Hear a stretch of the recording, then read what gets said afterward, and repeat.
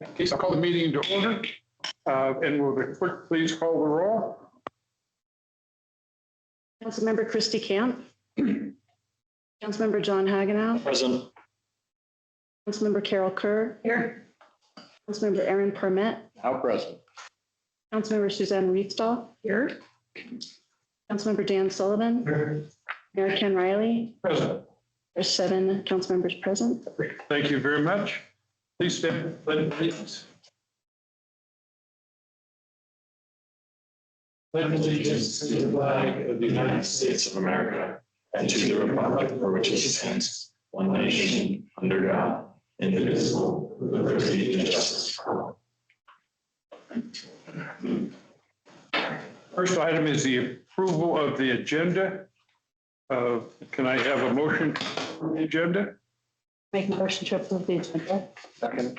Moved and seconded. Any discussion? Didn't we decided to keep everything, right? We didn't need to remove anything. Nope. The Soda Creek. Everything's going to be kept. Okay. All right. Been moved and seconded. Any further discussion? I'll call the question. All those in favor say aye. Aye. Opposed? Motion is carried. The next item is communications to council. And I'd like to invite anyone who would like to speak to council. You can talk on any topic for up to 3 minutes. And please step up to the podium, or if you're online, raise your hand. We'll recognize you. Is there anyone online? There is no one raising their hand online. One raising their hand online? I see no one in the audience. If that, consequently, I'll declare communications to council closed. The next item is the consent agenda, and to start that off, I want to make a motion to remove the meeting minutes from the consent agenda and have them considered at the next meeting. There are significant errors in those minutes that will be corrected by next meeting. Second. Moved and seconded. Yeah. Any discussion? All those in favor say aye. Aye. All those opposed? The motion is carried. And I'll ask my attorney, the way I worded that, do I have to also have a motion to approve the consent agenda as amended? No, I think you approved it without the meeting minutes. Got it. Good. I just wanted to make sure. The next item is public hearing on ordinance.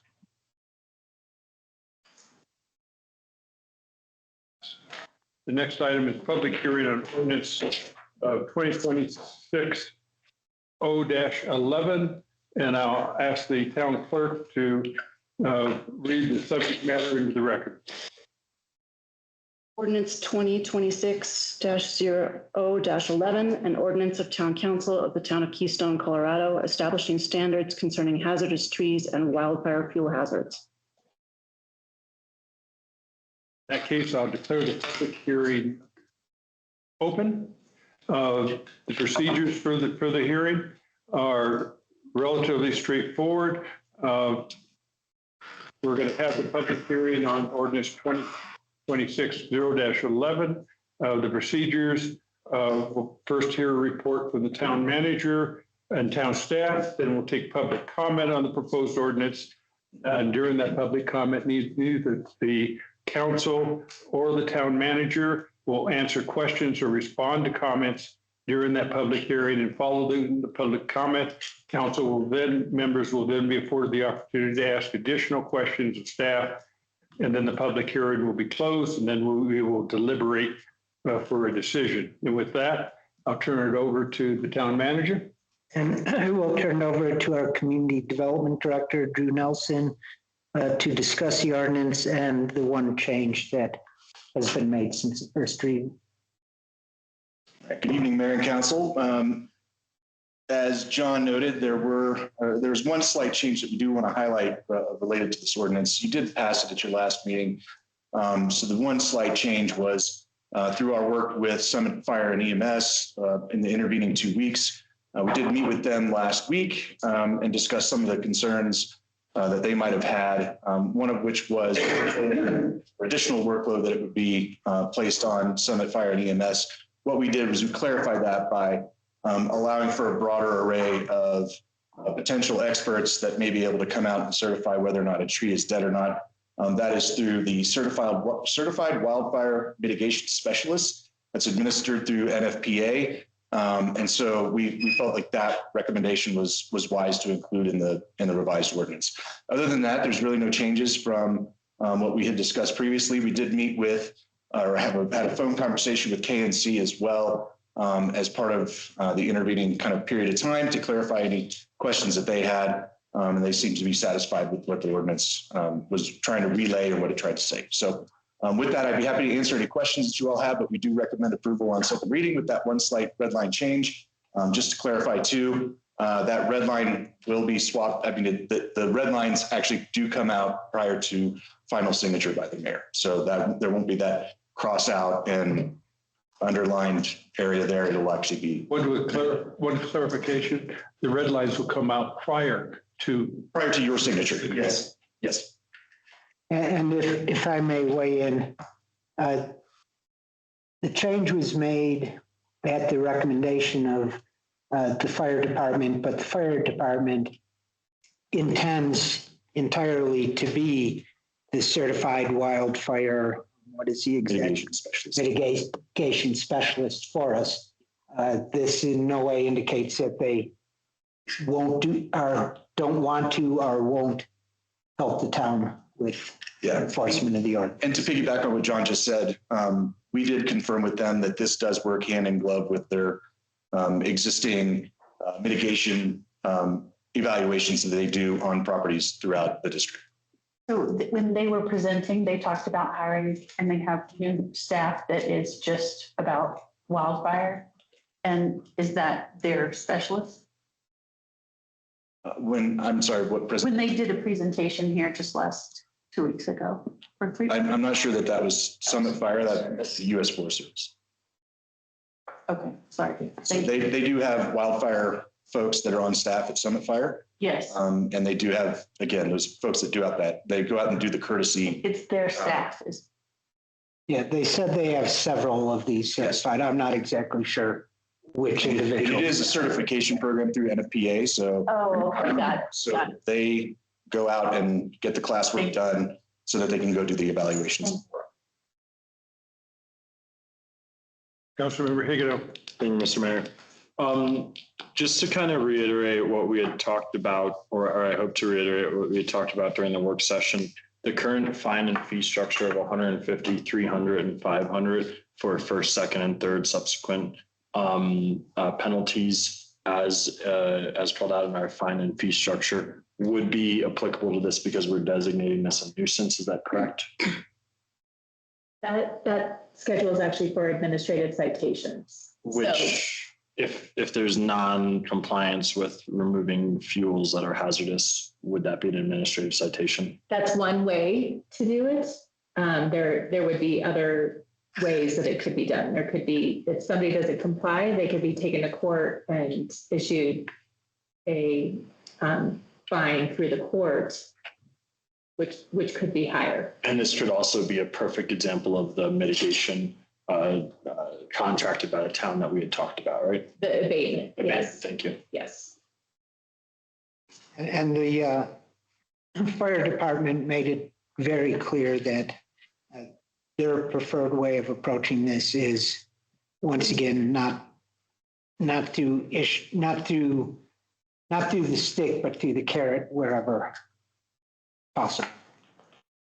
They were actually concerned. They didn't want people to not take care of and be concerned about wildfires and be more concerned about the fine. They wanted people to be concerned about the risk that they're putting themselves and their neighbors at. Overall, what was the view of Summit Fire and EMS regarding this ordinance, which is probably among the toughest in Summit? Well, interesting. They wanted us to go much farther on several things. And we said, we'll talk about that in the future. You can always amend ordinances. They actually had a misunderstanding of the wildfire resiliency code, which only allows enforcement when a permit is pulled. So it really doesn't allow it for an existing home or an empty lot. And by putting this as a nuisance code, that was kind of eye-opening for them when we finally got them to realize the gap that this was filling. I think they hadn't seen that gap. They'd seen it, they hadn't realized they were seeing that gap and that there was a big gap in enforcement. They were very happy with us identifying that. So. Councilmember Hagenow. Thank you, Mr. Mayor. Are you able to share high level, maybe what some of those potential future considerations may be? Firewood stacks. Didn't address those at all. I think that's one we'll probably come back relatively quickly. Something like move the firewood stack 30 feet from the home or have it covered with fireproof blanket, and a few other minor things. Yeah, I think that, I'm really glad, and I know during I think the work session on this, I asked Mr. Nelson about this firewood and being in a community Loveland Pass that has several homes that rely on firewood for heating their home. That would be a major consideration for at least my direct neighbors. But I know several other areas in the town that would also. I've already talked to Mr. Nelson that before the end of the year, we'll probably bring an amendment to this ordinance to address firewood. Without, and I know you might not have drafted it, do you think that there would be exceptions for time of year? And I think when in the winter, when folks are using fireplaces for a source of fuel, like heat fuel. That is certainly possible. And I think each situation is going to be dependent on the situation, right? Storing exposed firewood on a wood deck, may be different than if you have some sort of other kind of enclosure or the materials that you're using in the house, things like that, that we can write into that. But I certainly don't want to jump into that tonight. I think what we're really focused on is just dead, dying, diseased trees that need to be removed from properties. It's going to be complicated because of the condominiums, and many of those condominiums have wood fireplaces. And if you're on the third or fourth floor, 30 feet from the building is a little difficult. Yeah, that's why I think something like a fireproof blanket or cover would be acceptable. It needs good thought. Yeah. I don't want to dive into it, right? Like there's a difference between recreational, right? A small fire wood pile that you could cover with a blanket, and folks that get 3 or 4 cords at the beginning of a winter season covered with a blanket is different. That's my last comment, I'll say. But any other questions for staff? Councilmember Cook. I'm looking at this from 2 different perspectives. As someone who got one of those wildfire assessments and very much appreciated it, excuse me, I'm concerned if I were to have one now and they were to identified some things I needed to fix, would that then be shared with the town and become a potential issue? No, these are just, I'm sorry, I didn't mean to interrupt you. There's not a requirement that they share it. And there are things that they will do in your inspection. Like one of the issues they wanted us to push that we didn't is live juniper Yes. trees, right? Take it all out. It's a Yep. recommendation. And so there's no reason for them to share that with us because we have absolutely no code against it. Our list. That's not. And I say that only because, excuse me, I don't want to discourage Yeah. this excellent program they have. Now I'm going to flip to the other side of the coin. So, Mr. Nelson, I appreciate this. I'm very much in favor. I'm looking at 3 steps. One is the education component, letting people know this is our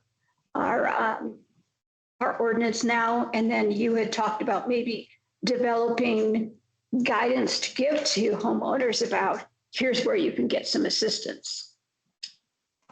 We discussed that at your last meeting. Yes. Yeah. We have wildfire stuff up on the city's or on the town's website. There's other places that we think that we can. I'm talking about the people that can help with the mitigation if it's. Yeah, and really, ultimately, it falls, again, that component of the program falls in kind of the realm of Summit Fire in terms of what they already offer, but we could augment that with other certified wildfire mitigation specialists that we allow for. Yeah, let me rephrase. I think we were talking about if a homeowner had several trees that needed to be taken out, and that's a significant cost. I thought it was you, maybe John, who mentioned that there are ways to help mitigate the cost. And we actually, this was one of the discussions we had with the fire department too. They have resources that they can help mitigate the cost. I think the outcome, and I remember this conversation because I mentioned the bear proof trash grant that we did.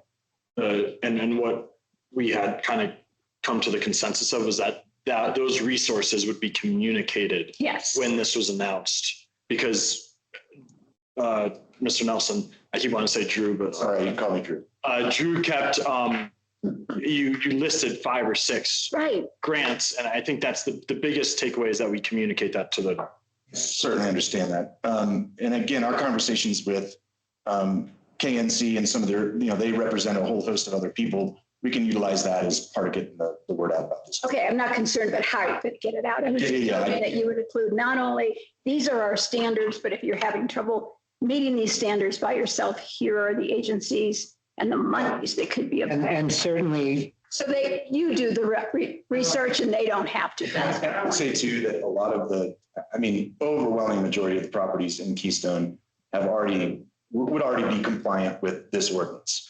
The ones where homeowners are active and engaged and they're actually out there. I think it's more the vacant properties and ones that are owned by some of our larger corporate interests. Those are the ones that are probably going to be more problematic and maybe don't necessarily need that same level of financial assistance. So I just want to be very realistic about. But you get my, the intent. if you tell them standards, you can tell them, here are some reasons. We'll have that right at the beginning and when we do that first level. Yes. Education level, when I'm talking to these people and explaining the situation, we'll also introduce those resources to them there. I can guide you. Okay, that's the education piece. One other additional item to that too, is that those funding levels do fluctuate quite a bit in terms of. That's fine, you're not responsible for that. You're just giving. We just want to make sure it's relevant information. You don't even have to just give them information about where to go. Because if I'm a second homeowner, I don't know that. So that's the education piece. On the other side, at the other end is the enforcement. And thanks to our attorney, we have a really good understanding of that. I'm interested in the middle piece, which is, comes back to your statement that most of our owners have really already handled this. My question is, what tangible outcome do you anticipate from this ordinance with respect to identifying and starting the conversation with owners? Maybe You have told us you believe that there are very few to worry about. So how are you going to proceed? That's true. So even a very few are far too much of a risk to our community. So, one place that catches fire, all of a sudden our whole town is on fire, regardless of the steps taken. So that's the first thing. The second thing is literally just by adopting this ordinance and hopefully having it covered in the press, we'll be raising this responsibility to take care of your area, Right. wildfire resiliency, and just have the discussion. Like, yeah. And then the next step. Are we going to stop and say, well, we've informed everybody, we're feeling pretty good? Oh, no, we're going to enforce this ordinance. Yeah. Before you get to the enforcement is, before you start giving them the letter and the notice, how are you going to decide where those letters need to go? Eventually you need to go to every single parcel that has a vehicle or a tree and vegetation. And that's the question. What is the process for doing that? So Identifying every single whatever. Driving around, seeing these things, getting reports from neighbors, from the fire department as they drive around and look at these things. We'll talk in consultation with the fire department. When we start identifying, we think this parcel need to be addressed right now. What do you think? And they might say, yes, those three, and add these two, or Okay. this is the most important one. There's just, everything about this is going to be about communication. It's absolutely all about raising the bar of understanding. I agree, but some people will look the other way, possibly. Yeah. Let's hope not. So I'm trying to pin down, you're suggesting that sometimes a neighbor will give you a call, sometimes the fire department will bring your attention to it, and also you will See it ourselves. around and see what you Yes. see. Our community development department travels around pretty consistently, daily, driving past, they're going to specific sites, Right. but they're driving past other sites. We have our code enforcement, our community services officer coming online, our police officers, they can all look out for Those are all the answers I'm looking for. Thank you very much. One example as well is that, we do go out and do inspections on properties when they've got an active building permit to make sure that things like setbacks are met or things like that. And you're oftentimes in an area that you may not necessarily be visible from the road. So you get a different perspective of things that are occurring in the neighborhood. So from time to time, just even through that process, we'll be made alert to or alerted to So things that may not be. passive, but an active approach to identifying. I mean, we're not going to send a speed patrol out every day. I get that, but something in between perhaps. Okay, I think you've identified that. Thank you. Questions? Councilmember Hagan. Thank you, Mr. Mayor.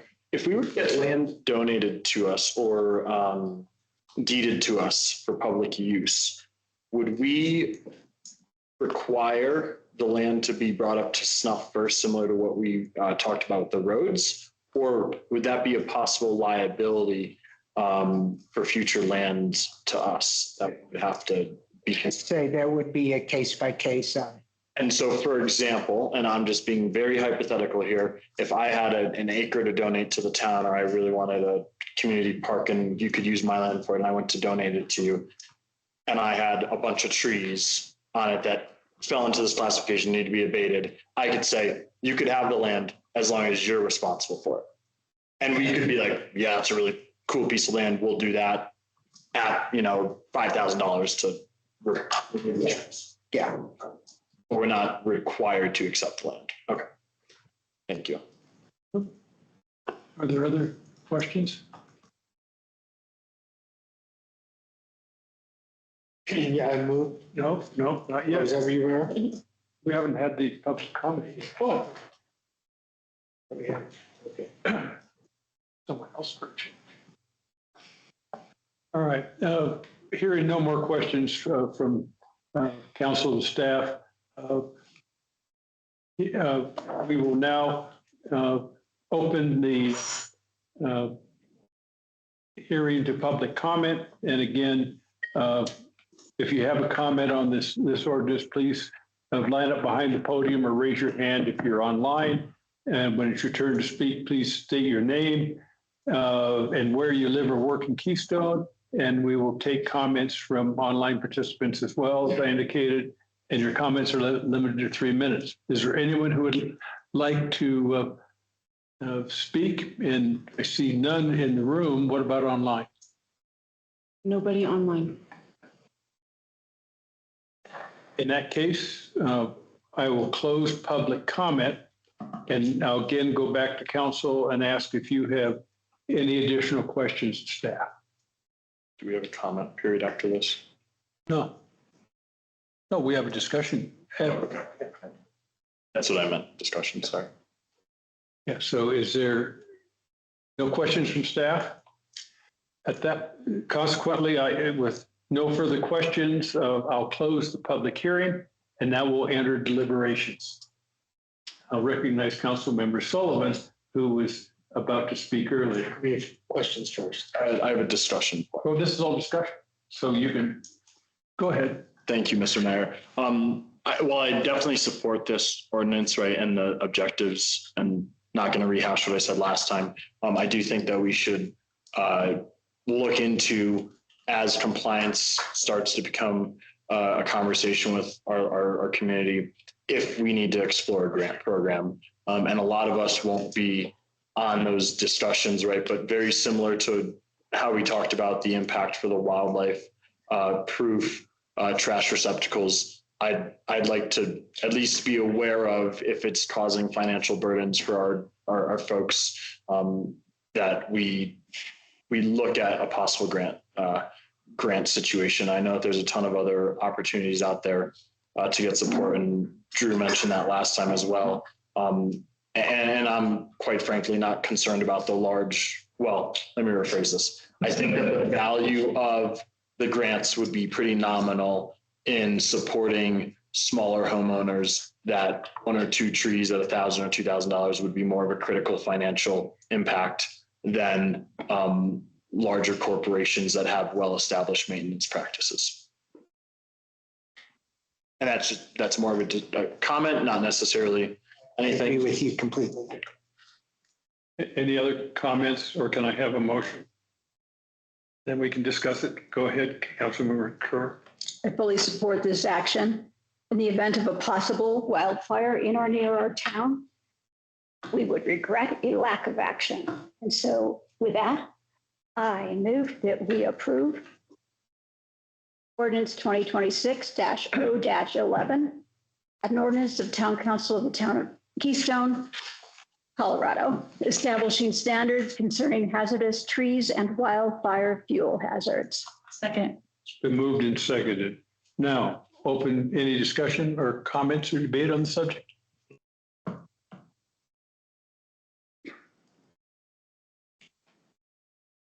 And let me go around. Anything? No, no. The only comment I have is the same one I think I made back last 2 weeks ago. And something I've realized in the last couple of weeks. This is probably the strongest wildfire mitigation action in any town in Summit County. In fact, probably anywhere in Summit County. I believe that's a very positive step forward for our community, particularly since our community is in a valley with the national forest coming right up to us.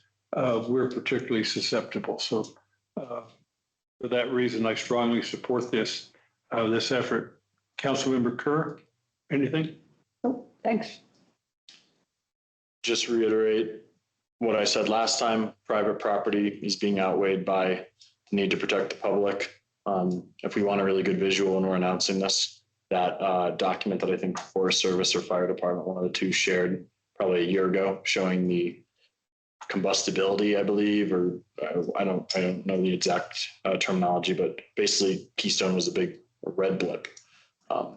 So kind of echoing what the mayor I said. think that was in probably the wildfire resiliency code consideration. Councilman Permit. I really think that Councilmember Hagenow and Mayor Riley have hit the points quite well, as have all of us, with our attention to desire for having the place we love and the place we live and everything in it not burned down, while also paying close attention, like, how do we not unduly or unexpectedly impact our residents in ways that we didn't mean to or they didn't expect? That's a careful balance to make. But even today, there was a wildfire north of Silverthorne today that luckily was knocked down.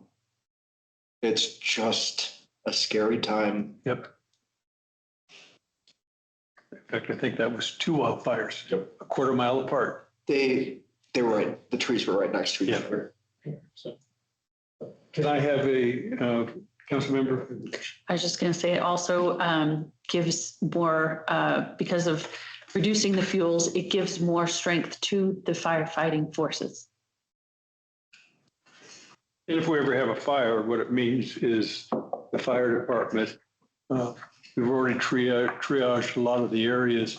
They will be more able to save homes in our community.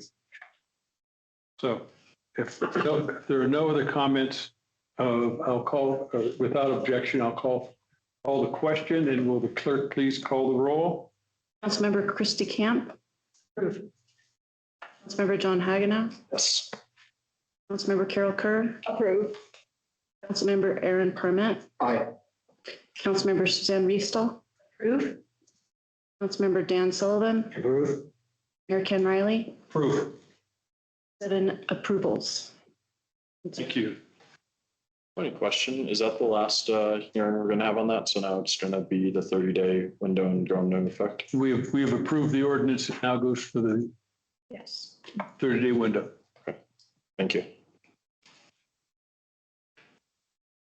Next item is resolution 2026-29, a resolution of the town council of town of Keystone, amending the conditions for approving funding for the Soda Creek Habitat for Humanity project. And I'll ask if the community development director of the town manager has the updated letter.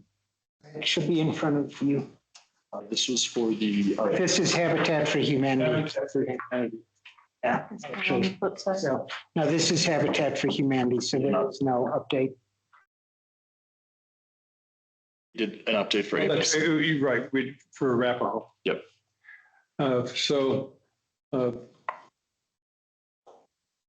turn it over to the town manager for presentation. And I'll turn it over to my deputy manager, Madeline Cielo, who I didn't think was going to be able to make it back. Welcome. Hello, sorry, I may have misinterpreted that. My name is Maddie Cielu. Good afternoon, Mayor and Town Council. The resolution before you this evening is considering amending the conditions for approving funding for the Soda Creek Habitat for Humanity project. So Town Council originally passed a resolution in February of this year, Resolution 2026-06, with the following requirements for all project funding be secured, the construction commenced prior to disbursement, and third, a deed restriction prioritizing a worker employed within Keystone's town boundaries. So after that conversation, we had a little bit of back and forth with Summit County, and Summit County has now requested that the town consider modifying the deed restriction priority to an individual working within Summit County. And in exchange, Summit County will allocate 5 units to the town of Keystone for our Proposition 123 commitment. We talked a lot about what Proposition 123 was in the work session, but as a quick overview, in the 2024 to 2026 period for Proposition 123, the town of Keystone committed to producing 5 units that meet the AMI requirements outlined in Proposition 123. And at this time, we don't have any eligible units. If we were not to meet that unit count, we would not be eligible for funding through Proposition 123 and 2027. So by doing this, Summit County would give us 5 units towards our unit count, and we would be able to meet our funding or our unit requirement and be eligible for funding in 2027. Any questions of staff? Councilmember Hagenow. Thank you, Mr. Mayor. Thank you for that high level overview. One of the things that I'm just now thinking of that we didn't get to ask earlier during the work session was this note of the project needs to break ground by the end of the year to get our 5 units, because the 3 units that they have for sure is not all 5 of them tied to this. No worries. Good. So in order for us to get the 5 units, this project needs to break ground by the end of the year, right? 3.5 months from now is the end of the year. If we approve this change and they don't break ground by the end of the year, 4.5. Don't take my summer that quickly from should me. have gone to the Keystone, I guess. So, excuse me, if we don't break ground by the end of the year, and i.e. we don't get these 5 units, a lot of the reason, at least for me, and I don't want to speak for other people, but I think a significant benefit to adjusting this is the Prop 123 participation, right? if this doesn't break ground by the end of the year, we're kind of screwed, for lack of a better way to say it, on getting those 5 units. So is there a way that we might, subject to getting the full 5 funding units? is already conditional on construction being commenced prior to disbursement. That is one of the conditions of the resolution, that the construction would need to begin before we disperse funds. But totally. But now we have a timeline on when we need construction to start to be able to get those units. Right, but if they didn't meet all of the conditions in the resolution, we would have the ability to not offer the funding at that time. Yeah, I think I get what you're saying. If we don't do it, we can explore, well, the county won't have enough units anyways to make a difference. They only have 3 extra units at this point. Yeah. Anyway, so at that point, first of all, I honestly believe the county that they only see something emergency level or higher stopping this construction from going forward by the end of the year. And if something like that happens, who knows, we'll reach out to the state and see if they might grant us an exception because of whatever caused the delays in construction on this project. But there's no guarantee that we won't be ineligible for 2027 then. So we're permanent. For the record, can we discuss what amount of funding comes from Proposition 123? So when we become eligible for that funding? It's project and state budget dependent, but Prop 123, as mentioned earlier, brings in approximately $320 to $330 million a year to the state.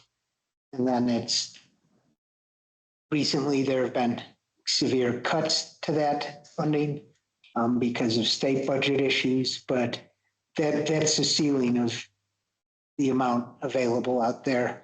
And if I may, a couple of things that stuck with me during the discussion earlier was that the county, even though we've done a lot of investment in housing projects recently, has not received a lot of Prop 123 funding.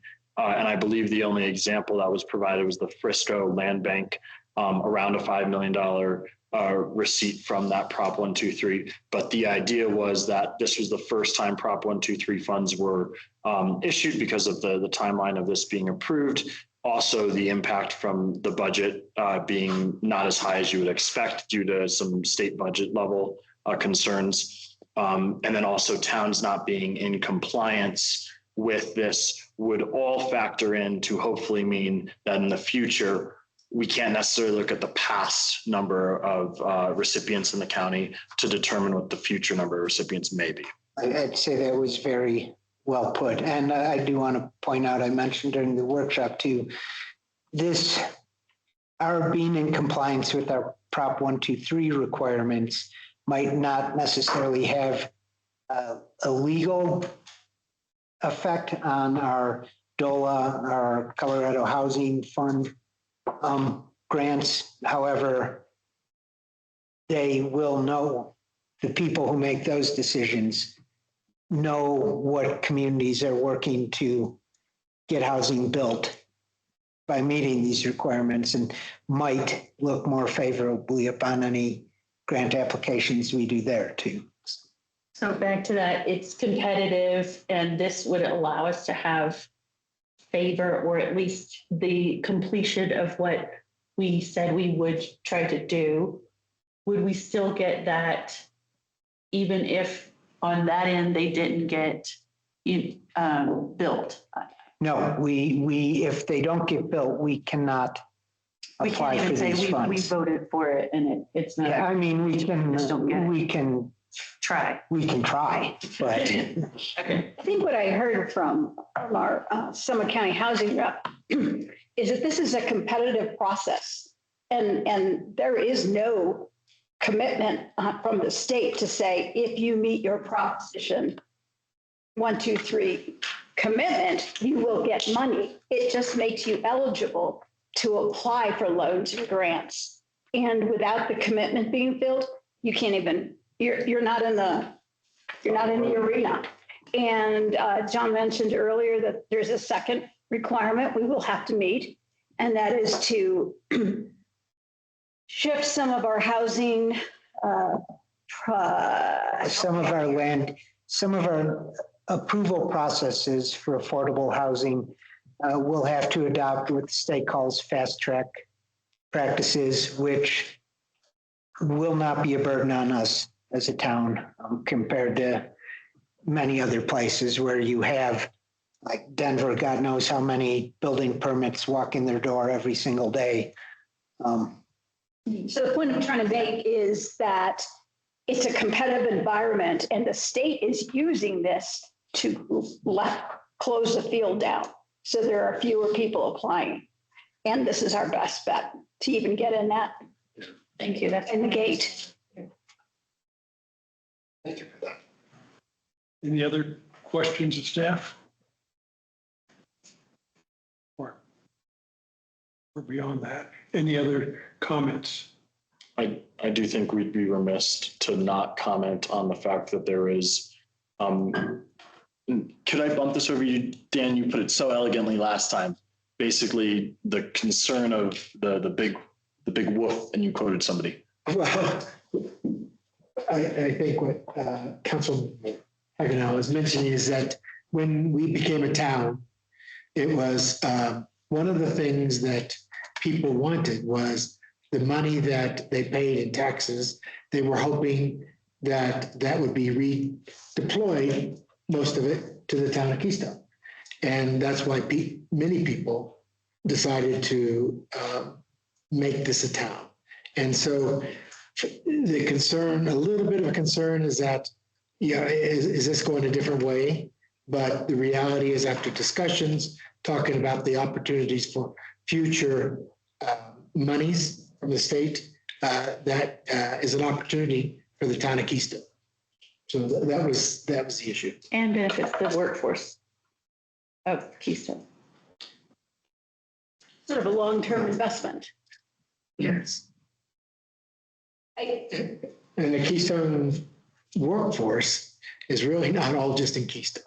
And so that's really one of the things that's driving this is that we know a lot of people that work here but live somewhere else, actually somewhere real close to that. So Thank you, Councilmember Sullivan. you're welcome. Councilmember Kerr. I appreciate Councilmember Sullivan identifying the elephant in the room. And that is, what we're doing for Keystone. The voters voted for the town so that there would be decisions that are good for the town's community members, made by town community members. I think we're taking a little bit of a long look here. And this topic asks us to ask the question, where do we put our thumb on the scales on making our housing revenue go farther and helping locals stay in the community? I think this is a serious step forward. Councilmember Hagenow. Thank you, Mr. Mayor. And with that, I couldn't agree more, which is why I'd move to approve resolution 2026-29, a resolution of Town Council, the Town of Keystone, Colorado, amending the conditions for the approving funding for the Soda Creek Habitats for Humanity project as presented. Moved and seconded. We've already had significant discussion. Is there any additional discussion? Hearing none, I'll call the question. All those in favor, please say aye. Aye. Aye. Opposed? Motion carried unanimously.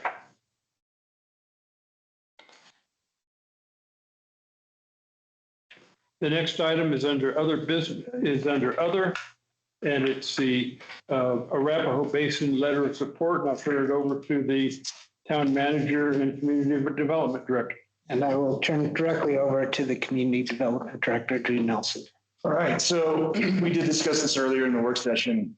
Just wanted to note two changes that you had identified, and we can wordsmith this a little bit. This is on page 2 under water quality and quantity. We did add a sentence or change the sentence there at the end to say, is the town's hope that an expansion of snowmaking be mindful of water quality and quantity for the Keystone community as allowed under Arapahoe Basin's existing water rights portfolio. Just trying to be very mindful and realistic of.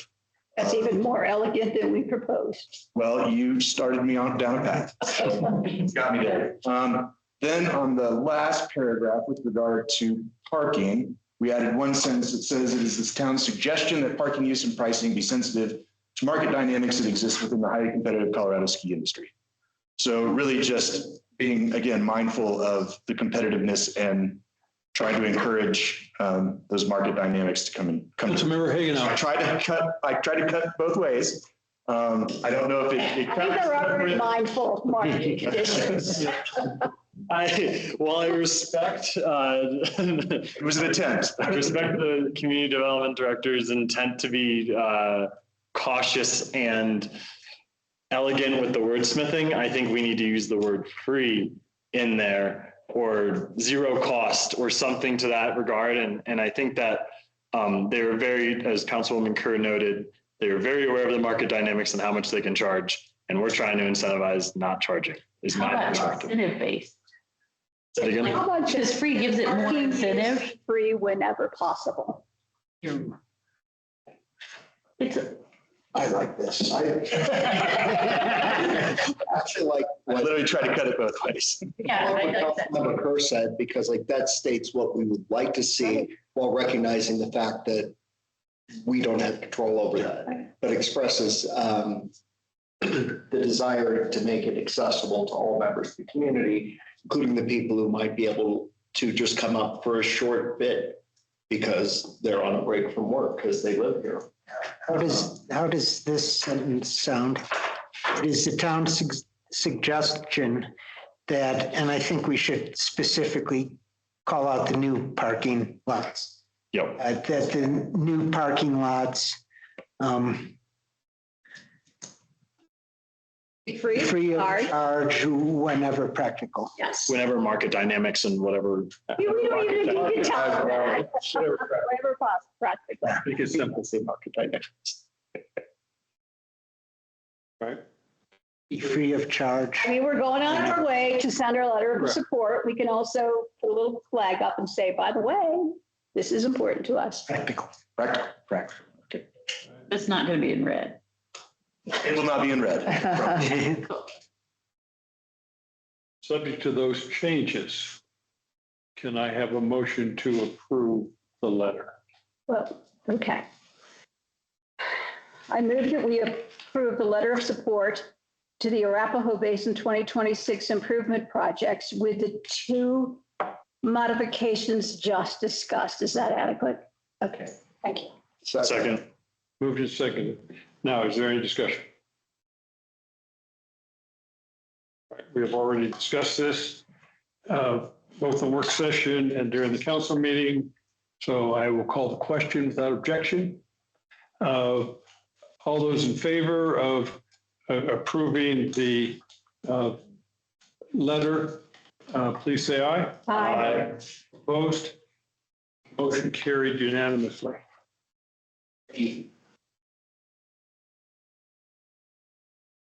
The next item is the Blue River Watershed Group Memorandum of Understanding. I'll turn it over to the town manager. And I am not as clever as our community development director to make these red line changes on the screen in front of us. Well done, Drew. But I have a new letter with the changes recommended in front of you. And those changes are changing the last line of the first paragraph to support access to the identified property for water quality and quantity monitoring activities. And the final paragraph, the town supports volunteer access to the following monitoring site for water quality and monitoring purposes. And to point out again that there is public access to this spot anyways, recorded on plats filed with the county. This is just really stressing that we consider this access to be in compliance with what we consider to be public access, and that we support the project. Is there any questions, staff? Is the verbiage, or sorry, Go ahead, Councilmember Hagan. thank you, Mr. Mayor. Is the verbiage at the town approved monitoring site? I know we talked about this during the work session, but that doesn't necessarily, and that's, sorry, second paragraph, last sentence, town approved monitoring site. I know we had talked about how even if we quote approve something in this letter, it doesn't necessarily guarantee somebody access, because we had talked about there being some questions around the actual plats and access and all that. But that doesn't put us in a legal. I would assume not, but that's a question for our attorneys. No, I mean, we can't grant somebody access to private property, and, you know, everything that we understand there is public access at this spot. So I don't have any issues with that statement. I think it's a worthy discussion point because while there hasn't been as much discussion about public access on Snake, it is a very contentious issue on the Blue River, particularly farther downstream in the north part of the county and just over the county line. There's been quite a bit of folks who had strong feelings about some of the access changes, and no one likes to lose access to places that were public to them before. And I think we as a town have a set of values that supports as much public access to public lands as possible. That's true whether it's rivers, forests, trails. Yeah, I'd like to make a suggestion after listening to Councilmember Hagenau,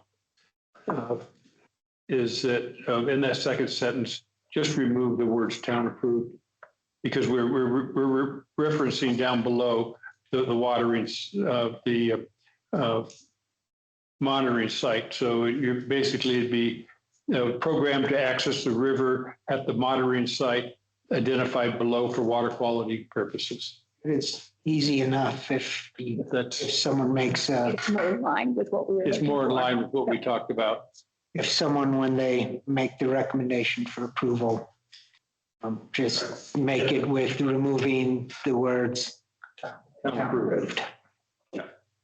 So whenever we make the motion to approve this, we could just include in that to remove the words town approved in the second paragraph. Any further questions or comments, staff? May I have a motion, please? I make a motion to approve the letter of support that for the Blue River Watershed Group without the words town dash approved. It goes to Dan. Councilmember Sullivan. Sorry. Councilmember Sullivan. Second that. You seconded. Any further discussion? Just one small point, like having the sampling data from that particular tributary to the Snake on the North Fork is just stellar, because it has such a huge effect on everything downstream.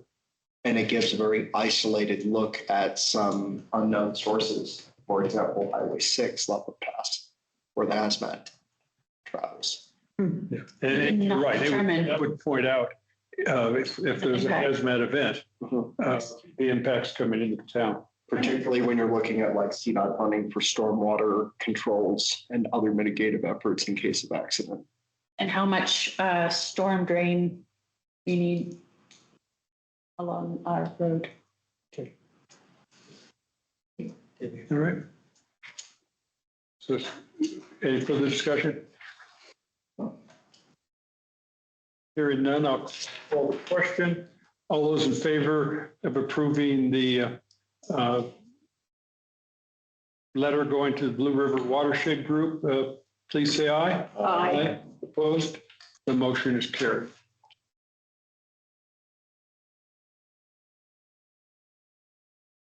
Any additional planning matters, Mr. Manager?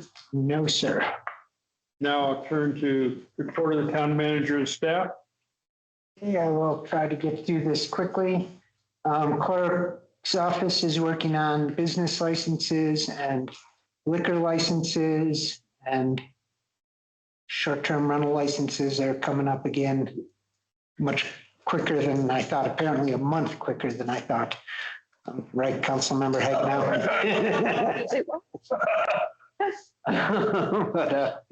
But not once here. Plus, still figuring out how to best use the system to best serve the council. Community development is now beginning our dive into land use code updates, including the Prop 123 fast track issues that we talked about.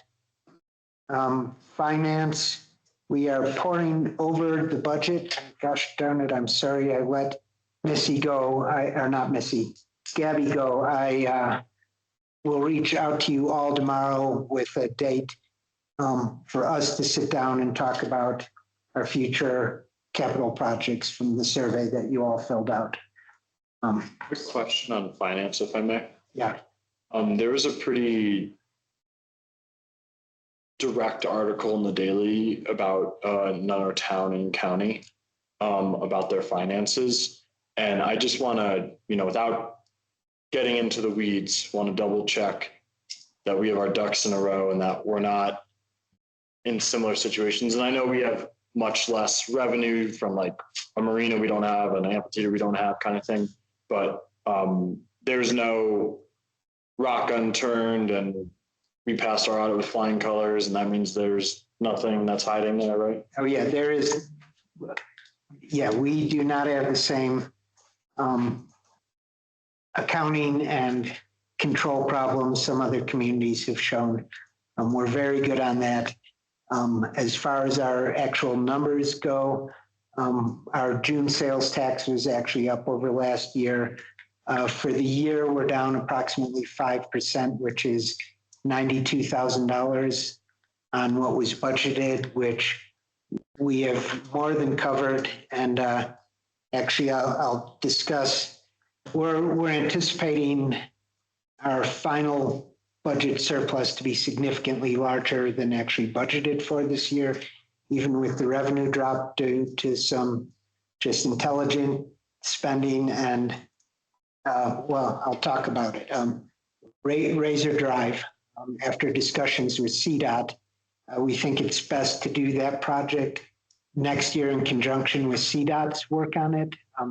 For several reasons, there's cost savings, especially in traffic control, and it only creates one time period of disruption for traffic there rather than two periods. So that's money that will be kind of carried over to next year's budget. Not that we needed to do that. This is being done simply for a practicality. And call out specifics if we can, right? We were talking about doing the bus stop and maybe curb and gutter under the town funding. And then there was some other adjustments or investments in that area. New sidewalk on the south side, along with new median construction and laneage on both sides and new RRIFs. The red ones, right? Yeah, being provided by, that's all under CDOT. Ours is just the sidewalk, curb gutter, and bus stop. And we would have had to spend the money on the traffic for that, which is a significant. Correct. Did they suggest when this might show up on your timeline? It's a next year project. I meant within next year's No, they'll give. August, April.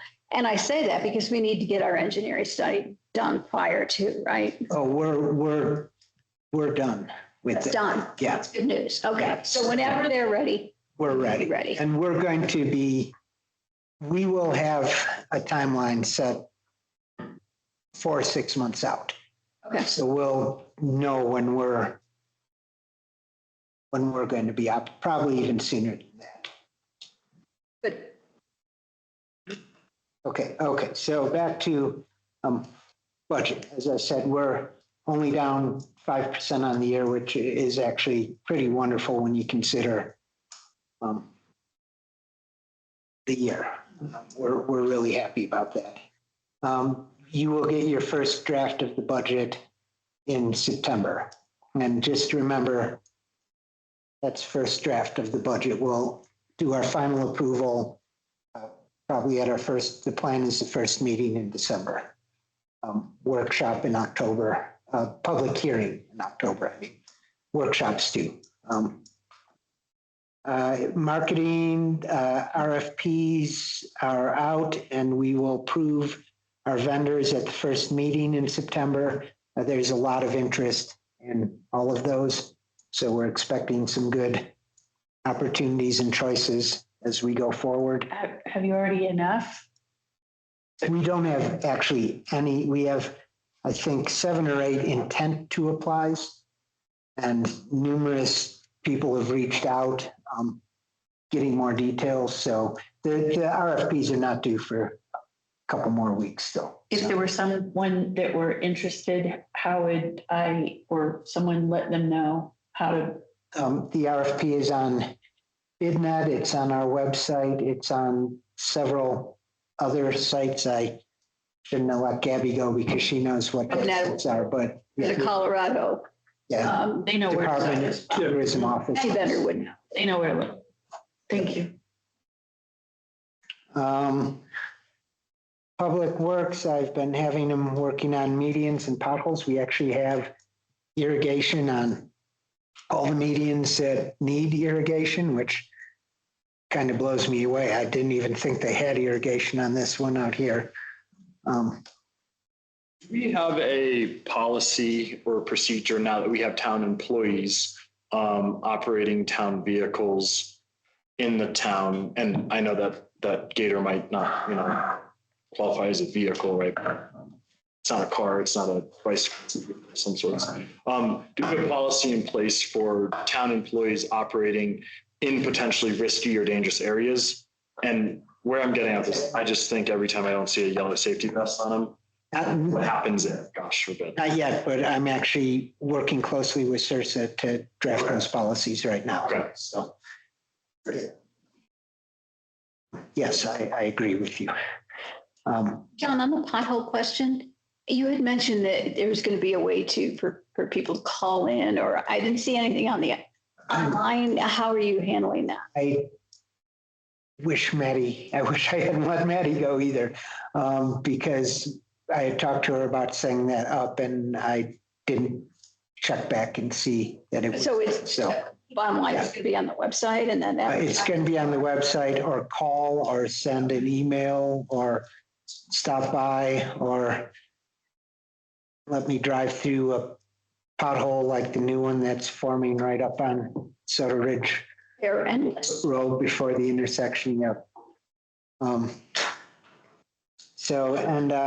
Okay, going into other things that we're doing. The Walking Crisis Center, by the way, which we talked about recently, is now open. Mental health and substance abuse. Yeah. Thank you. In Frisco. And there's an open offer for all of you to go over at any time to go through the facilities. Could we get information on how to do that, please? Yeah, absolutely. They just literally sent the email out right before the meeting.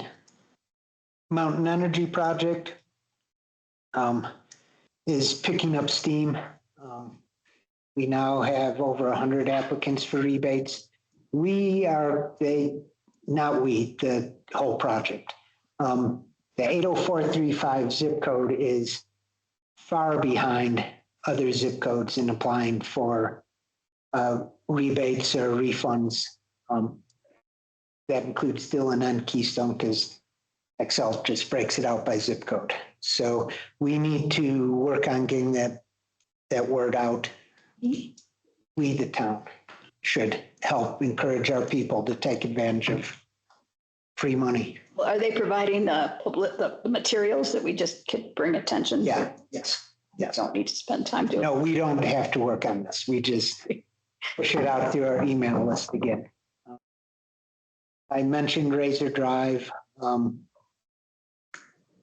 Roads, we're about to start our milling and overlay on the 2 projects.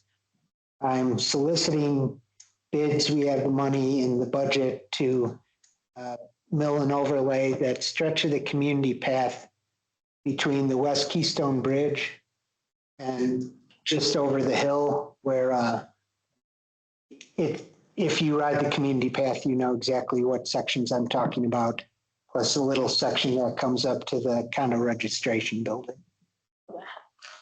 Speaking of that bridge, is that bridge that south side of the bridge, is that in our plans for repair, capital expenditure? Oh, the sidewalk, not yet. We'll talk about that at our capital. I mean, it's in our plans, but it's not. Do we have any? Not stated in anywhere. Yeah. Do we have any liability with its current state? Yeah. Because my understanding, right, and correct me if I'm wrong, with the county, they had reduced the liability, but now that we're a town, we have higher liability in several areas. Well, that's. I don't know that we should be talking about specific roads and whether we have liability or whatever in an open meeting. Understood. That's not a recognized town trail. Not a recognized town trail. Right. Perfect. Thank you.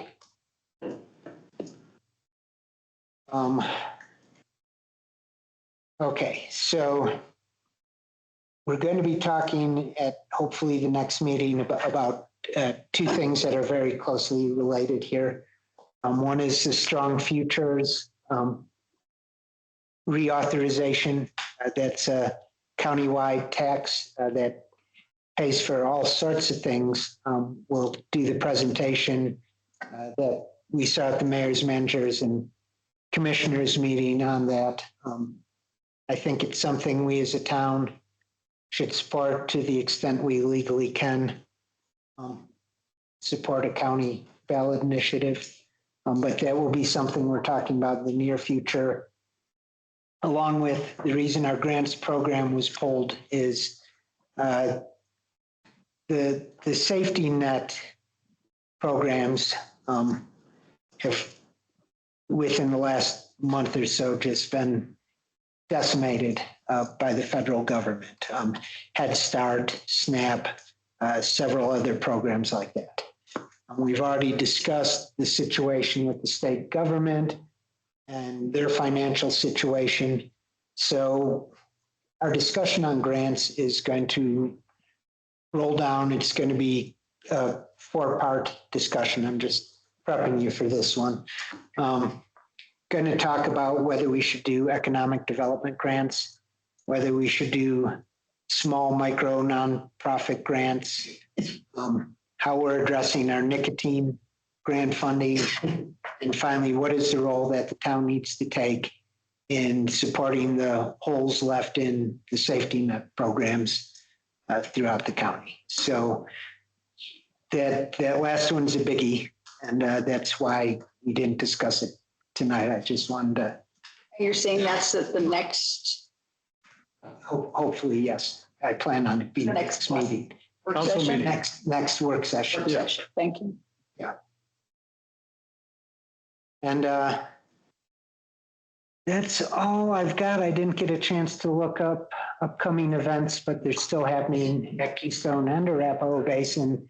Please, everyone, go to their websites, get out there, enjoy, have fun. There's been a couple NRO concerts. I went to the daytime one at Lakeside Village, and there were, I'd say, between 40 and 60 people, different people who showed up at some point or another in that concert.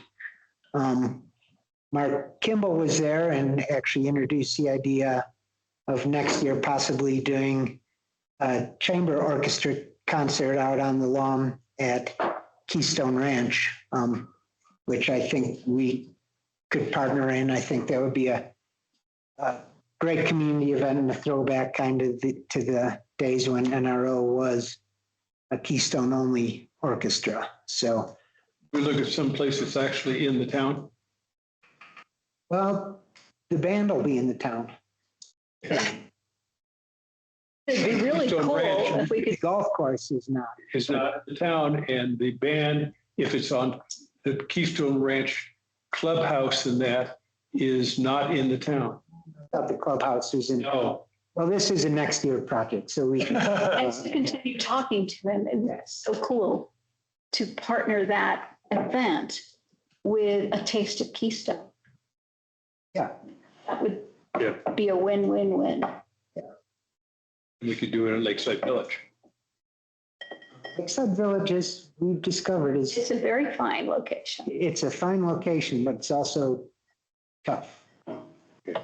It's tough to get to, it's tough to, This requires more signs. To get from the parking. but yes, we will talk, these are just very initial, so no decisions have been made. I just wanted to throw out that there was discussion at least, which is kind of. You might throw out to Mark that we'd be happy to sponsor one out of Keystone Ranch if they just bring it into the town. Bring it into the town. Yep. Absolutely. The whole thing. Oh.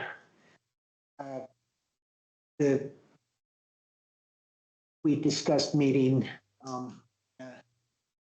at a recent meeting, and any of those discussions are going to be pushed off until September so that everyone necessary can be at the table. Well, I'm sorry, I missed what you. Oh, we had an executive session discussion 2 meetings ago. Yes. So that has been continued until September. There's more time to submit suggestion. Yes, yes. And that's all I've got for you. Oh, one question for you. I know that the deputy clerk was working at one time on attempting to get the county to put a ballot box here. Yeah. We actually talked about this again earlier today. The county could not commit to getting the work done in time for this election to get the camera, even if we paid for it, installed. And you have to have a camera before you can have the box. So we are not going to have a drop box at this election, but we will at the next election. We tried. Be inside. No, these are very stringent. Aaron? Just following up on CDOT regarding signage. A medical sign. Yeah. I actually reached out to them again last Saturday, sent another email because Dell and I were discussing it. So that is still very high up and I keep pushing. I appreciate it greatly. Can you also foresee that since they have a sign on 6 to point out where North Parking is and the conference center is, that they could add town hall? But then people would know where to find me. No. Yeah. Anything else? Carol? Looking for a few updates. I'm pleased to hear that the engineering study is done for the Razor Drive movement. How about the West Hills potential bus stop? He hasn't finished that yet. It should be done. He's working on it. He's working on it, yes. Okay, great to know that. Because we then still have to go to CDOT Yeah. to permit it, right? Okay. Are we going to be able to initiate the Trails and Open Space Master Plan in this fiscal year? Don't know what the committee's working on to prepare for that. I doubt it. I doubt it. The committee's working pretty hard on all sorts of things. What we'll certainly have at the end of this year, and Councilmember Parmet's a member of this committee, correct? Yeah. They're focusing on the community pathway right now, especially our gaps, and they're also focusing on identifying those trails that are easily accessible from town. And I think once we get that, we'll focus on the Trails and Open Space Master Plan. But we're still in the process of kind of figuring out what we have, where, and what's worth pushing. it's currently an inventory process, so each of our meetings, and because we have such a large number of committee members which is so great to see that support from the community for our trails. Several of them basically go and research a section of Keystone's trails, and then they present that to the committee as part of the inventory process. Okay, so when you say we'll certainly get it done this by the end of the year, you're talking about the inventory, but The inventory, and then, sounds good. that's the biggest, most important part of putting together a master plan. Then it's a matter of prioritizing that inventory. And when you speak about trails available in this town, so you've probably seen publicity for the transit to trails throughout the county. Very little touching here. I've already talked to Jess and to the Outdoor Coalition, which is publicizing this. And I'll reach out to you with an email about how to ask them to readdress a couple of the trails that are available in town that we want people to know about. One other quickie, thank you. Town entry sign. Okay, that's a discussion for our Okay. our capital retreat.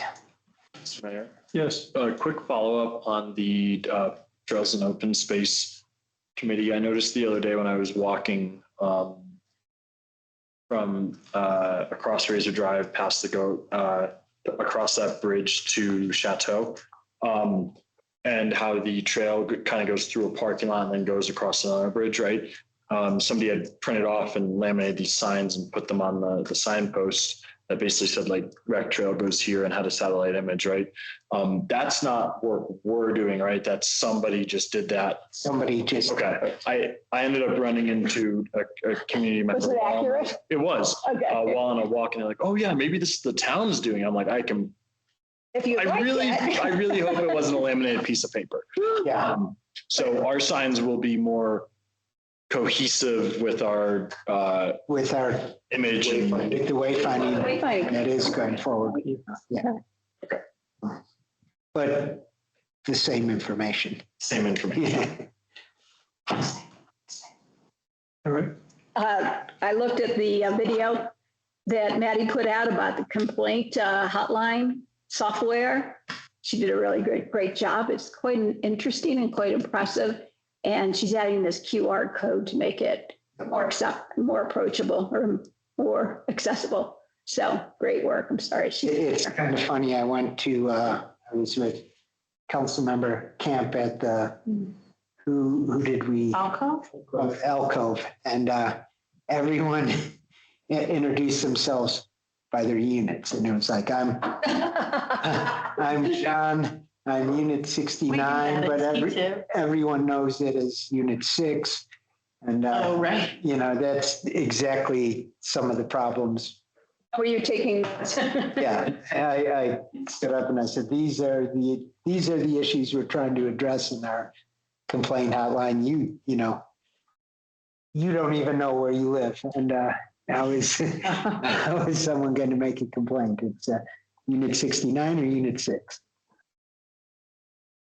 And the owner probably said, good. Yep. I'm happy they can't identify me. Yeah. All right. Any other questions for staff? Now report of mayor and council. Any council members have anything? Council member, we'll just go around this way. Okay. Council member Camp. I was curious about the HOA spreadsheet that we have that shows who's going where. Can we just add 3 columns so that I can stop trying to tally on my own the number of attendees, the concerns, and whether they've done the fire assessment or not? Sure. Just add the columns and then it's all in one spreadsheet instead of doing it separately in a form. You're talking about who's presenting at this. No, it was just these requests to say how many people attended, something that we were trying to gather on the form. Yeah. And what I tried to ask is, what do I need to keep up so that I can fill out the form? And it was number of attendees, if there were any concerns, and if they had asked for the fire assessment or not. And so I was just asking if we could just add those columns. I prefer to keep those separate because to me, it's a super high priority that we make sure we attend these meetings. Okay, And so I- that spreadsheet is just for attending. Don't Yeah. touch it. I Okay, think that would be Okay. best. okay, that's what I wanted to know. Thank you. It's not a horrible idea, but I think it's, Thought it'd be all in one place, but I totally get it. It's fine. I just wanted to ask before I did it. Yeah, I have more. Go ahead. I did coffee with the council because it was in the newspaper, and so I just showed up, and it was only Dean, Judy's husband, but we had a very thorough conversation. We covered transportation and restaurants and vendors that could fit the town. It was a good session, and then I followed up afterwards with someone that walked in and he made conversation with. And I wondered if anyone knew of this. It's units that you can get for mail to be delivered in the gateway. Yes. Yeah. There's people who live there, right? No. No. One can- You can pay. You can even live outside of town and have a unit there. If it's in a You pay. That's a commercial. Yeah. commercial. You pay, but you can get your mail. So it allows small businesses in town to be able to utilize it in the meantime. I didn't know if everyone knew about that. I guess that's basically it. Wait, there was a basin cleanup. Is that other matters? Should I keep going? Keep going.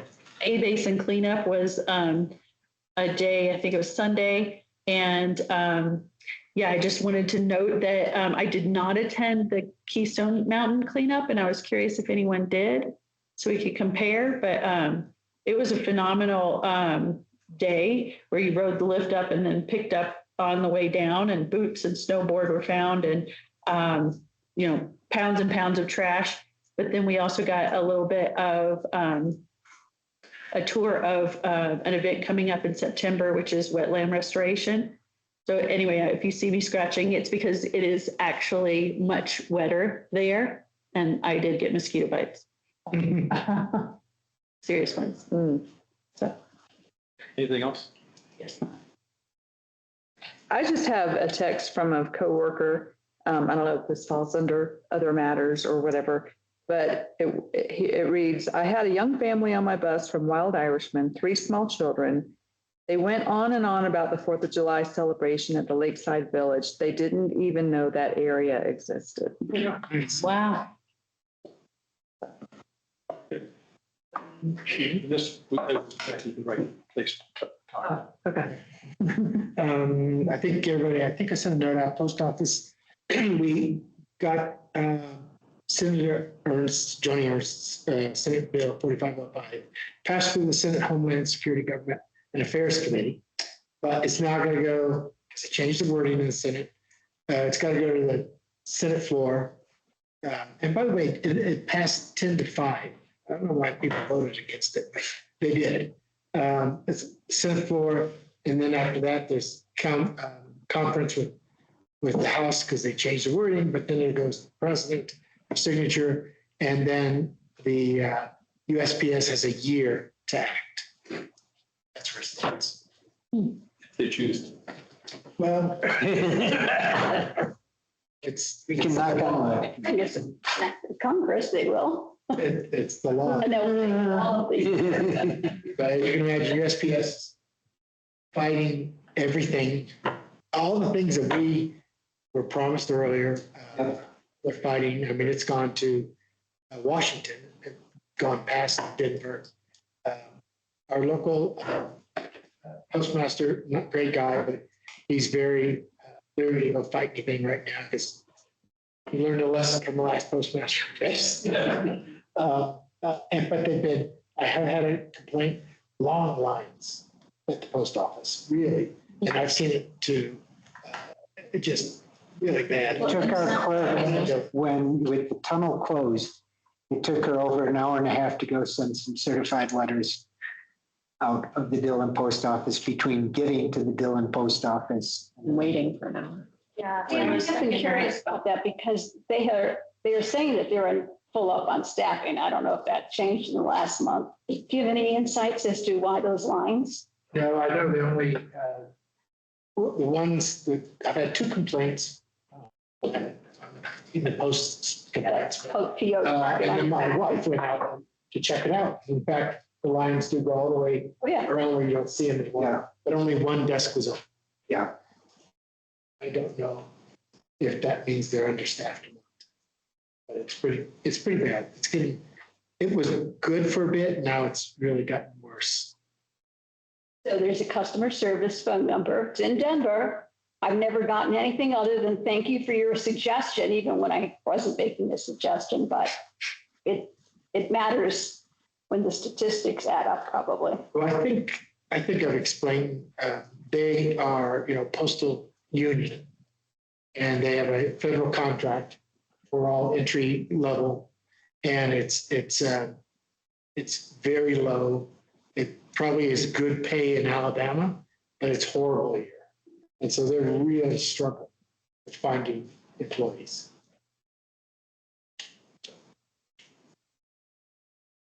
Congressman DeGoose's staff, Julie Souter. Yeah, they've been very helpful, both on both sides of the aisle.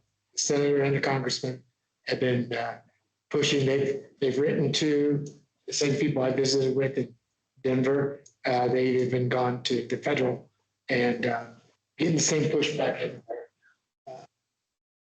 this budget, I guess, USPS budget. Probably fair to say that the people I do run into working at the post office are very good. That's a good point. There are some very. Each one is good. It seems to be the numbers. They're trying to do it, but they're understaffed. It's a mess. Anything else? That's it. Just a quick note, the mayor had brought up a trail the other day that I had not had the chance to walk myself. It's from Soda Ridge Road over to West Keystone Road Bridge. And it is seemingly highly trafficked by the Keystone Science School, especially during the summer. Very well built. And it is my belief that, or it's my understanding that it is not maintained by the town. But I think that if you have not gotten the chance to walk that trail on the south side of the Snake River, highly recommend going to walk it. It is, I walked in, I was like, oh my gosh, this is what we should have everywhere in town. Like it is the model for what we should do in my perspective. Along that same walk, I just had an afternoon, I guess. So went over to the Keystone Lake and played on the playscape for a little bit. And I'm not joking, right? There's an awesome volleyball court over there. There's a swing set. There's a lot of great potential, right? And I don't necessarily know who manages or owns Vail Resorts. that whole area, right? Including the playscape, right? But I would love to see, just emphasizing, again, I know we've already talked about this, what future investment in that area looks like. And that was the same person, one of the people I met on the walk and talked with, did a mobile coffee with council, if you will. And one of the people was really excited about, they actually own a unit in the Lakeside area, was excited about how much more activity they've seen in there this year, and hope to see it kind of continue. And, I think that while not record breaking, or I technically think record breaking, right, with the events there, right, but it's not this crazy, new playscape or crazy new this, but people are taking notice on what we're starting to do over the summer here, and hopefully that that will continue, right? Folks on buses are going to see it, talk to other people. So I'm just excited about that and excited to see what the future is in that area. But if you haven't gotten to do that trail, go and do the trail on the south side of the Snake River. Yep. Which is technically social. I'm not sure, but I don't believe it's even within the town's easement for the community. Break. You need to go look at the details of the plans. I was assured that there is a easement, public easement on 75 feet from center of the river on both sides. Okay, I'll have to check that out. Yeah, check. That would be worth it. because he's right, it's a great trail, but it's not one that's This is one of the publicizing. parcels I, And that's what we have to go. And that assurance came from Bill Bergman Senior, who was the resort GM at the time. but I do know that trail was not built by the county. No, that's true. Never built by the county. And it was renovated by a member of the Trails and Open Space Committee who lives in that area. Berkman's wife was the first one to work on it, and there are several members of our committee who are working on it. That's the vision, that's the- When we walked with the wayfinding group. And that's the vision. I think we were maybe even in that area when we were talking about adopt a trail. Just got to figure out who owns that We know who owns it. easement. Yeah, whether it's an access easement, there might be an easement, but it doesn't show up on the map the county gave us. County never recognized it. Yeah. Probably not a recognized trail there, but there is a trail there. Well, I mean, when they dedicate their easements and such like that to us, it doesn't even show up on that. So it's going to be. I know, it's going to take a while. Anything else? Speaking of trails, do you want me to summarize trail stuff or defer that to later? Defer it to my point. Very good. All right. Anything else? All right. Let me go through my stuff, try to get through it fairly quickly. Just a couple of factoids for you. In Summit County, there are 35 kids in the Head Start program. And the SNAP program, there are 3,600 folks in the SNAP program. And if we look at it from a number standpoint, that's what, 12, 13% of the county residents are in SNAP. You said 3,600? All right. The SNAP program, the town manager mentioned the issue that the county is running into with the changes at the federal level on SNAP. They don't know the impacts yet. And what's killing them is the error rate for SNAP reimbursements. That's not driven by Summit County. That's driven, they do a sample of the Front Range counties. They come up with the error rate. And then they're going to spread out the federal penalty among all the counties, regardless of their error rate. Our error rate is 0. So What is an error rate? the error rate, folks collecting benefits that should not have been collected. They audit There was an audit of the large 7 Front Range counties, and they were over the 10% error rate. which is where the penalty threshold kicks in. Yes. And if I may, Mayor, it's not necessarily, there were 3 types of errors, I believe, right? Yeah. Yeah, there were data input errors. There were Application errors with the person committed an error. And then there were errors that were generated as a result of the antiquated IT system that they are using. But also fraudulent, like I'm claiming something. No, it doesn't. No, that would be the system. The person put the data in, and the system lost it. So this isn't necessarily fraudulent. It's not fraudulent. Only one of the 3 would be fraudulent. Understood. Okay. The others would be input errors, either personnel errors on inputting, hardware errors that cause the system to record incorrect data, or then you could have the error someone gave them information that gave them the example was given, someone gave them a lease and didn't bother to mention there were 2 other people sharing that lease with them. Well, but it's going to be a big hit. They're anticipating a big hit. They won't know the amount of hit until probably next year, I would imagine, is what it sounds like. So that just gives you an idea of some of the issues they're dealing with. Swan Mountain Road, the latest estimate is August 19th. Still August. Until next. Trying to, What I can probably guarantee, it will be open by ski season. they did guarantee that August 19th, absolute worst case scenario is back to one lane traffic. Are they still planning to start the dam road repairs along the Rock? Don't know. They were going to do that after they finished this, but we're behind that. That wasn't brought up. Probably afraid to think of that.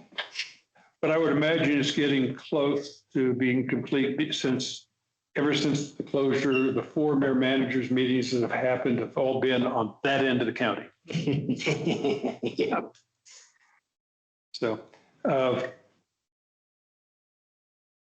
Aaron mentioned the Forest Service closure. There's an issue going on, and it goes back really 3 years, but the Forest Service right now is planning on putting a gate up and closing Frog and Incline Trail in the winter for a winter closure.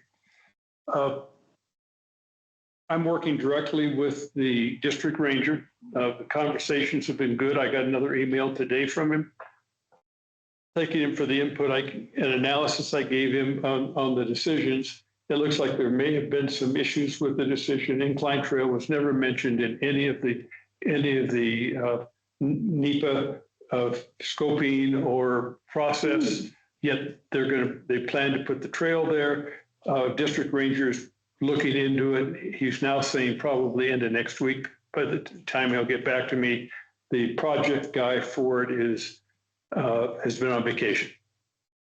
So we're working that. I'm hopeful that at a minimum we'll get the Incline Trail off of that closure list. And I think there's a chance that we'll also get Frog Trail off of that closure list, but I can't say for sure at this point, because Frog Trail was specifically mentioned in the decision that came down in 23 when they approved the rebuilding of Frog Trail in the new location. And it was buried in there. And again, it was not explicitly called out, but I'm not a NEPA expert. District Ranger is a NEPA expert. And he's very interested in working with us. So I suspect this will again drive us further closer together. You've obviously had more, and Councilmember Parmala as well. I've had more conversation with the forest managers, right? Primarily the U.S. Forest Service. But I gotta say, right, this is just kind of frustrating, right? Like, why do we keep having to argue and defend public access to land in our area, in a community that's so reliant on it? And like, when are we going to start talking about reducing closures and expanding public access to land? I don't know where the appropriate mechanism is to share this, right? But it's frustrating to see that we keep, as a community that's so reliant on this, and a community that enjoys public access so much, there's so much focus on reducing public access.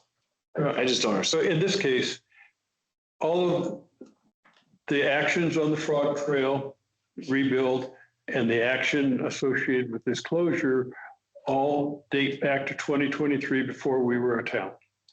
All right. And I'm not going to address, I can't address the efficacy of the closures. I'm as frustrated as you are in that area. But I think I wasn't sure what raising this issue to him and asking for his help was going to do. But the response I've gotten has been a very positive response. He clearly wants to work with us. And in fact, the latest email indicated he sees this as a way to show we're working together. So we'll see what happens. Yeah. Thank you. A couple points on this. First, I want to applaud the mayor's efforts here, because this is definitely about defending the interests and free access to public lands of our residents on what's probably our most popular trail. And the only trail that has public parking that accesses this side of the valley. And it's actually a trail that's so popular, people from outside of our community know that like, that's where I can go walk my dog because it's not snow covered. It's a beloved trail widely in the community. So I think it's really important, and I'm super excited to hear potentially good news. And I do have some hope because I also remember the proposed closure in Jones Gulch ended up being an issue where there was some community input and some discussions between the town and the Forest Service, and they adjusted their decision to reserve access up to the Ida Bell mine and down lower Jones Gulch. So the difference between that issue and this issue is that issue explicitly sought input from the public.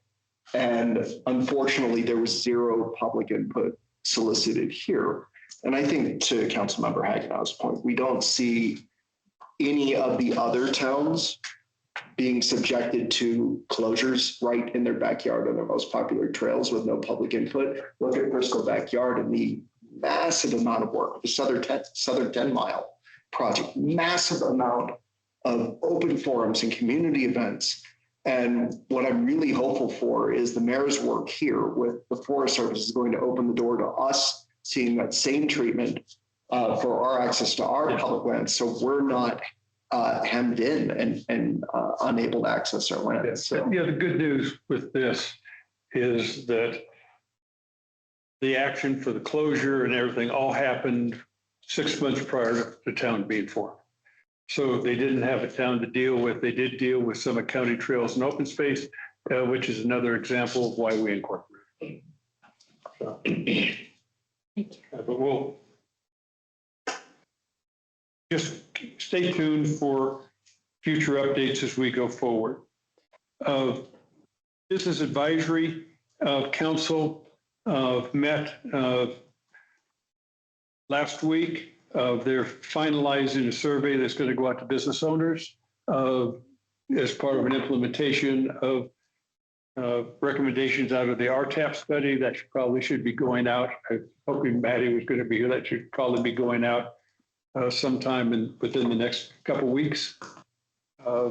I'm very pleased with the amount of engagement on that committee. A lot of folks are engaging very, very well, and they appear to be working well together. Coming up, we have an HOA updates, and the next one is on September 12th. It's a new one that came in, and it's for Montezuma. It's on a Saturday at 1 o'clock here. So I think this is the first HOA meeting that's here. So again, we're going to be looking for someone from the council and the town staff to attend that. And that's the only one that we don't have someone already lined up for right now. But we'll have time to address that at the next meeting.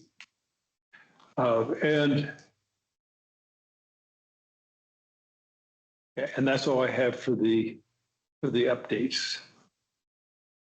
Anything else? Other business or other matters, excuse me. Anything? I have one other matter. We're entering evaluation season for the town manager. I'll send out this week a copy of the evaluation form. I'd ask you all to give a look at it. If you have any suggested changes to it, send them back to me. What I'd like to do is get those changes implemented and sent out to, so I can then bring them back to council at the next meeting and then send them out for your evaluations. I'd be looking for your evaluations to come back by the end of the first meeting in September. That would then give the pro tem and myself an opportunity to consolidate those in preparation for a executive session on at the last meeting in September. Let me know if you don't get your gift baskets. Mr. Mayor, question. I'll have to look back at my notes or, go back into the digital archive. But at that executive session, there was, I believe, some suggestions that we said about like, oh, next year, maybe we should do this for the form or any of that stuff. Did any edits get made immediately after No. that? Okay. So you're going to get exactly what was sent out to everybody. Give me your suggestions back and we'll consolidate and work with it. Okay. All right. And that's other matters. That's all I had in other matters. Any other matters? Other? Are we going to schedule coffee or brews next in September? Coffee council. We have a meeting before then. You have a meeting before that. Where do we want to lean toward? Yeah. An evening one? I didn't know if we did it in rotation or not. So We started out all Monday mornings. Then we started saying, let's try to do once a quarter in the evening. And there was such good feedback from several of the evening ones. I had asked the question, do we want to do it either one? Nobody said anything. What do y'all think? I think it does bring out different, usually different people, which is good to get everyone's voice. And, it's a different, more casual, usually environment that leads to more conversations. Oh, the brew versus the coffee. Coffee, it just seems like, people are trying to get to their day and they just want to get it off. And, it's good. I like both of them. I'm just saying they're different. And I think that they are both beneficial. So you're still committed to both. I guess the question at hand, though, is do we want to do an evening brews with coffee, council, whoever we are, every other or every third? Dan, you initiated this originally. What are your thoughts? Well, the first thing, so when we did it at Kindred, it was just the excitement of Kindred. I think so. Because it was overwhelming. I mean, we were ill prepared. Just because of so many people. I don't know if that was a one-off or not, because it did bring a lot of people. I guess I would suggest we try that again at some point. That's what I thought. It sounded I good. mean, even if you get half the crowd, that's still 2 or 3 times what. And if we thought there was any possibility of, we could just plan differently on how. And I think the Kindred people loved it because people were boozing up. I thought you were going to say because the public found their way there. Sure. So the next, every other one would be early September. Yeah. If our staff is willing to make that call. Well, we got to ask if they're interested still. I think they would. No, that's what I'm saying. We need somebody to call Kindred and say. So you want to do it? I mean, I'm fine with that in the evening. Nowhere. I mean, when we did that at Nowhere Pizza, it had a similar effect. I mean, it was, I thought it was well attended. I think that was a long time ago, but it was 15 people. I mean, that was more than you usually get at coffee. And it was lively discussion all around. So I think it would be. That was the spring of last year. It was The after. critical thing, After an art. it was the same day as an RTAP meeting. But it was So we had also- people's attention. I think that was also a ski patrol negotiation celebration, right? It conflicted with it as well because the contract was That's signed. true. I think you told us that, yeah. I think whatever we do, if we could make it a habit, then it'll be easier for people to track because it was in the paper, but I don't know that other people were aware of it because even the coffee, even Steve had almost forgotten, so I think that it's just about being consistent. Well, that says we don't do that. Right? I mean, mix them up or. No, consistently. Consistently, if we're going to alternate, consistently alternate. Whatever we're going to do it consistently.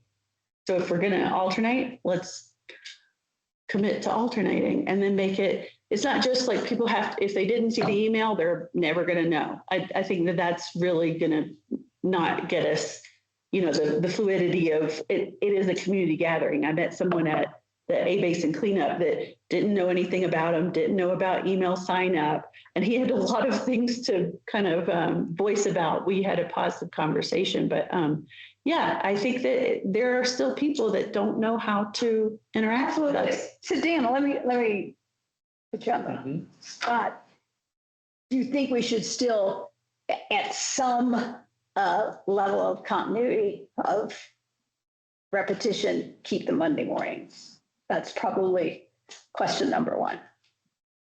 I think on average, probably we have 6 people. You know, Is that a yes it's or a no? varied. Whereas the evening one was 40, 50. Yeah. So, if you go with that, if that's consistent, I just don't know if that's consistent. Yeah, was this just a one-off? I'm sure it One was way to find out. Well, that That's was, what I'm saying, just try but it. that was the biggest, largest attendance we've ever had. After last summer, which was the second most attended, and that was an evening one that as was an well. evening one, yeah. Right. Yeah, and Nowhere Pizza, which had conflicts. And we're still pretty Still successful. fairly successful. So I'm hearing some commitment to evenings, and the question at hand is, do we want to do the next evening one in early September or early October? Aaron, what are your thoughts? I would aim for early October for solely Personal reasons? I'm out of town the first week of September, so. John? I think part of the reason for the success of the evening ones is the space between them. And so I would advocate for October. And then the repetition of continuing the morning ones, even if it's 5 or 6, that's 5 or 6 touch points on a more frequent basis. That's deep. So Okay, basically so I'm hearing once a early- quarter in the evening. That's every what it 3 works out months. to. Sure. Yeah. Yes. In addition, In replacement of. in replacement. Morning, evening, morning, evening. Because we did see 1 month there was difficulty publicizing the event and nobody showed up. So as much as the repetition, we had believed the repetition was part of the working. driver, and that 1 month put that belief, I think, to bed. I'm into the once a quarter as well. And I want to add to, you said one of the reasons it was successful is because there's time in between. I think one of the reasons these are successful is our community members like to talk to each other. We are providing a get together for like-minded people. So that's more likely to happen in the evening. So I'm voting for October in the evening. Ken? All right. Just want to point out the first Monday in September is the 7th and it's Labor Day. Right. That's the other reason. I think that's why many of us are a little. So does that mean you want a coffee with council on Labor Day? The second weekend. We- second week. I'd say that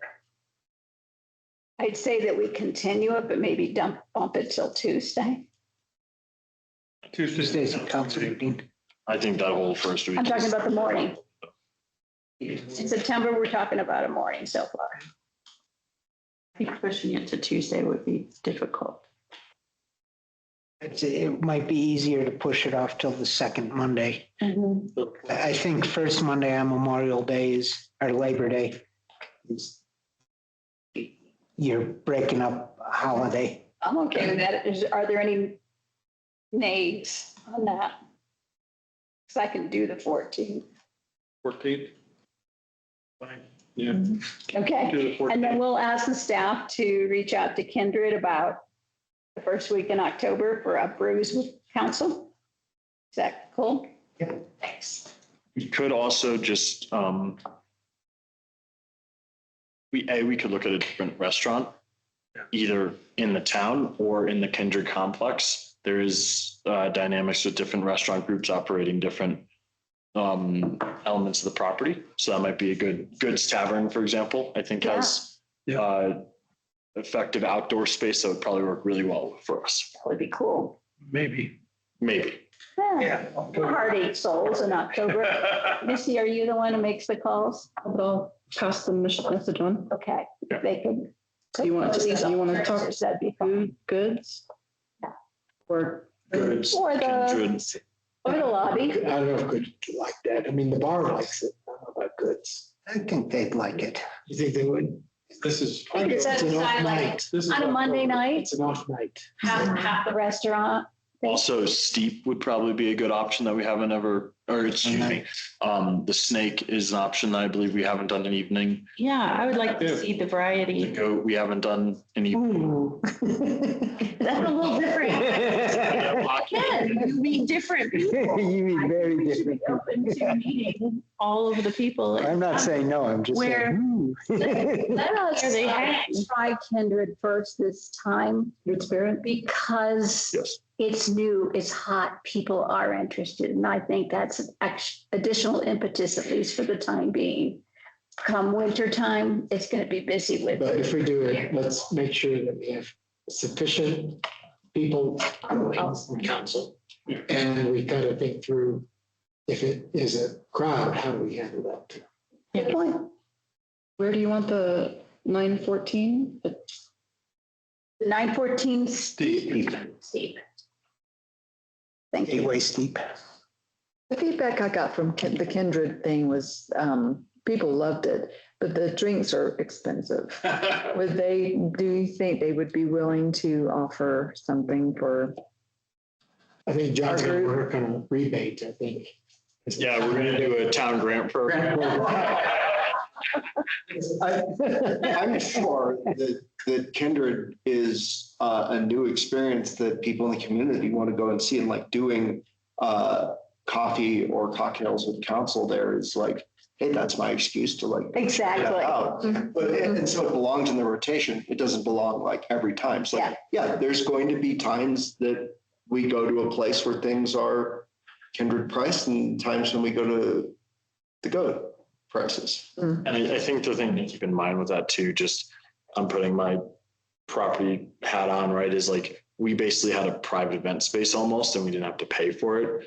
And I mean, looking around the group, there was several people just drinking water, so they weren't making tons of money off us, right? And they were still allowing us to have a space to go to. So I think that's really awesome that they did that without trying to charge us. Because there has been other establishments that are doing F&B minimums and trying to charge us event space fees and all this kind of stuff, which immediately blocks us.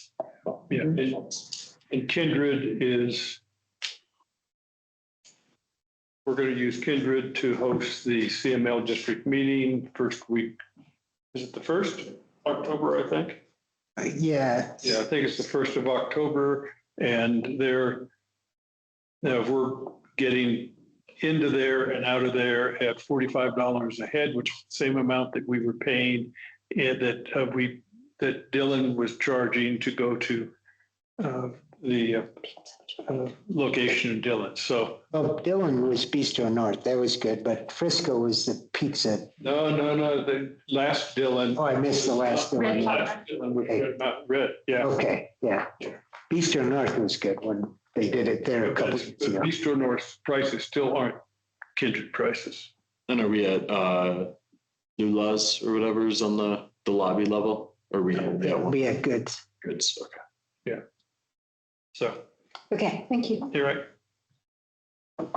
And last point, and again, I'd like to just suggest to everybody, if you have a business or if you have an amendment to make to a ordinance or a resolution, John and I would really appreciate the courtesy of letting us know you're planning on doing that in advance. And if you have actual language you want to introduce, then we can help facilitate and make sure the town attorney gets a look at it.